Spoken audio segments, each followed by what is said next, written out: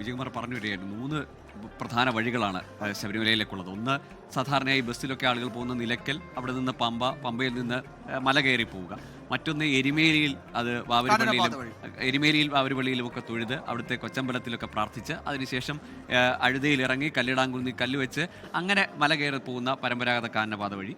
മറ്റൊന്ന് ഇടുക്കി ജില്ലയിൽ നിന്നാണ് ഈ വള്ളക്കടവിൽ നിന്ന് വഴി സത്രം വഴി കയറി പിന്നെ ഈ പുല്ലുമേട് വഴി. അത് ആ യാത്രയുടെ ഒരു ഭംഗി എന്ന് പറയുന്നത് അയ്യപ്പൻ്റെ ഭൂതഗണങ്ങൾ അല്ലെങ്കിൽ അയ്യപ്പൻ്റെ പാലകരായിട്ടുള്ള അയ്യപ്പൻ പാലിക്കുന്ന ഈ വന്യമൃഗങ്ങളെയൊക്കെ കണ്ടുള്ള ഒരു യാത്ര കൂടിയാണ്. കുറച്ചുകൂടി ഈ പമ്പയിൽ നിന്നുള്ള കോൺക്രീറ്റ് വഴി പോലെയല്ല, കുറച്ചുകൂടി പരമ്പരാഗതമായ ആ ഒരു കല്ലും മുള്ളും എന്ന് പറയുന്ന കല്ലും മുള്ളും നിറഞ്ഞ യഥാർത്ഥ പാത. അത് എരുമേലിയിൽ നിന്ന് നമ്മൾ കാനന പാത വഴി യാത്ര ചെയ്യുമ്പോഴും അതേ അനുഭവം ഉണ്ടാവും. എരുമേലിയിൽ നിന്ന് നമ്മൾ കാളകെട്ടി അങ്ങനെ അയ്യപ്പനുമായി ബന്ധമുള്ള, അയ്യപ്പന്റെ പേരുമായി ബന്ധമുള്ള സ്ഥലങ്ങളിലൂടെയാണ് പോകുന്നത്.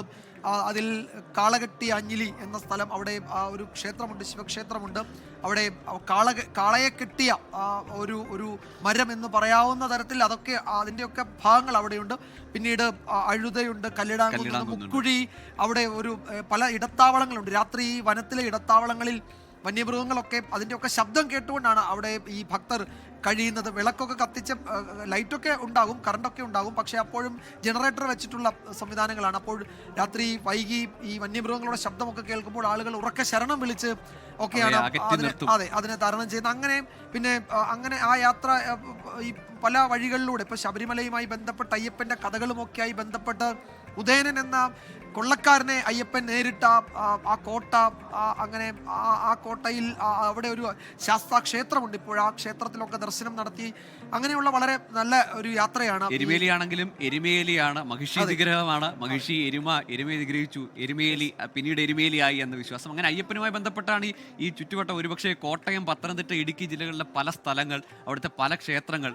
ഈ പെരുന്നാട്ടിലേക്ക് വന്ന പെരുന്നാട് ഒരു പ്രധാനപ്പെട്ട ഇടം കൂടിയാണ്. ഒരുപക്ഷെ തിരുവാഭരണം ശബരിമലയ്ക്ക് ശേഷം വെച്ച് ആരാധിക്കുന്ന അല്ലെങ്കിൽ തിരുവാഭരണം ചാർത്തി പൂജ നടക്കുന്ന ഒരു ക്ഷേത്രമുള്ളത് പെരുന്നാട്ടിലാണ്. ഈ തിരുവാഭരണ ഘോഷയാത്രയുടെ മടക്കയാത്രയിലാണ്. അങ്ങനെ ഇന്നുകൊണ്ട് തീരുന്നതല്ല. ഈ മകരവിളക്കുത്സവം ഇനിയുള്ള 5 ദിവസങ്ങൾ പ്രധാനപ്പെട്ട ദിവസങ്ങളാണ്. അതിൽ 5-ാം ദിവസം വേറെ ചടങ്ങുകൾ നടക്കുകയാണ്. അതിലേക്കൊക്കെ നമുക്ക് പിന്നീട് വരാൻ തോന്നുന്നു. ഏതായാലും 83 കിലോമീറ്റർ സഞ്ചരിച്ചാണ് ഈ തിരുവാഭരണ ഘോഷയാത്ര എത്തുന്നത്. പന്തളം ശ്രാമ്പിക്കൽ കൊട്ടാരത്തിൽ നിന്ന് ആരംഭിച്ച് അവിടെ വലിയൂക്കൽ ധർമ്മശാസ്ത്ര ക്ഷേത്രത്തിൽ നിന്ന് ആരംഭിക്കുന്ന ആ തിരുവാഭരണ ഘോഷയാത്ര കുളനട വഴി ആദ്യ ദിവസം അയിരൂരിലെത്തുന്നു, അയിരൂരിൽ വിശ്രമിക്കുന്നു. 2-ാം ദിവസം അയിരൂരിൽ പുതിയകാവ് ക്ഷേത്രത്തിൽ നിന്ന് ആരംഭിക്കുന്ന ഘോഷയാത്ര വരുന്നത് ലാഹയിൽ എസ്റ്റേറ്റും കടന്ന് ലാഹയിലെ ക്ഷേത്രത്തിൽ വിശ്രമിക്കുന്നു. അവിടെ നിന്ന് 3-ാം ദിവസം ഇന്ന് രാവിലെ യാത്ര ആരംഭിക്കുന്നു. അതുകൊണ്ട് ഈ 3-ാം ദിവസത്തെ യാത്ര, അതുവരെയുള്ള ദിവസം യാത്ര പമ്പാ നദിയുടെ കര പിടിച്ചാണ് പലയിടങ്ങളിലും കടന്നു വരുന്നത്. അച്ചൻകോവിലാറും പമ്പയാറും ഒക്കെ കര പിടിച്ചാണ് ഈ യാത്ര വരുന്നത്. പിന്നീട് ഇന്നത്തെ യാത്ര ഏതാണ്ട് പൂർണ്ണമായും വനത്തിലൂടെയാണ് പലയിടങ്ങളിലും.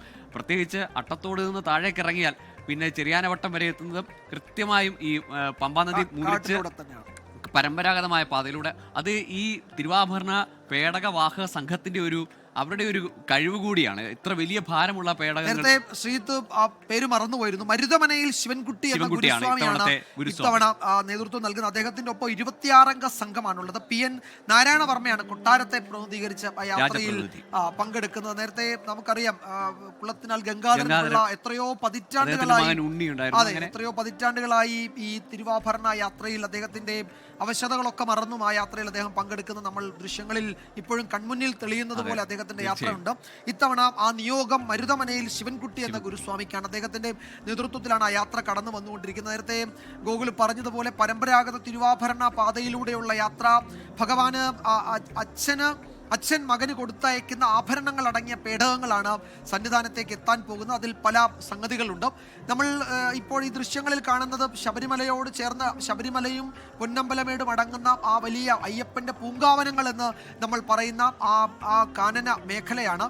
അതിൻ്റെ വിദൂര ദൃശ്യങ്ങളാണ്. അതിൻ്റെ ഒരു കോണിൽ പൊന്നമ്പലമേടും നമുക്ക് ദൃശ്യമാകും. അവിടെ നോക്കൂ, അവിടെ 35,000 തീർത്ഥാടകർക്കാണ് അനുവാദം നൽകിയിരിക്കുന്നത്. അത്രയും തീർത്ഥാടകർ അവിടെ ഉണ്ട്. ഇപ്പോൾ അവർക്ക് നിൽക്കാൻ പറ്റുന്ന സ്ഥലങ്ങളിലൊക്കെ നിൽക്കുകയാണ്. ഇനിയിപ്പോൾ 1 മണിക്കൂർ കഴിയുമ്പോഴേക്കും അവിടെ ഒരു മഹോത്സവത്തിൻ്റെ പ്രതീതി ഉളവാകുന്ന തരത്തിൽ കർപ്പൂര ദീപ ഒക്കെ ജ്വലിപ്പിച്ചുകൊണ്ടുള്ള ആ യാത്ര അങ്ങനെ കടന്നു വരും. അപ്പുറത്ത് കർപ്പൂര ആഴി ഇങ്ങനെ എരിഞ്ഞ് ആകാശത്തേക്ക് ഉയർന്ന് പൊങ്ങുന്നുണ്ട്. ഈ ദൃശ്യങ്ങളിൽ കാണുന്നത് ദേവസ്വം മന്ത്രി ഉൾപ്പെടെയുള്ളവരുണ്ട് അവിടെ. അത് അല്പസമയത്തിനകം ഈ തിരുവാഭരണം സ്വീകരിക്കാൻ പോകുന്ന സംഘത്തെ യാത്രയാക്കുന്നതിന്റെ ചടങ്ങുകൾ തുടങ്ങാൻ പോകും. ലോകത്തെവിടെയായാലും ഏത് സമയത്തും 24 വാർത്തകളും ഓഗ്മെന്റഡ് റിയാലിറ്റി പാക്കേജുകളും എക്സ്പ്ലെയിനറുകളും വിശദമായി കാണാൻ ഞങ്ങളുടെ യൂട്യൂബ് ചാനൽ നിങ്ങൾക്ക് സബ്സ്ക്രൈബ് ചെയ്യാം.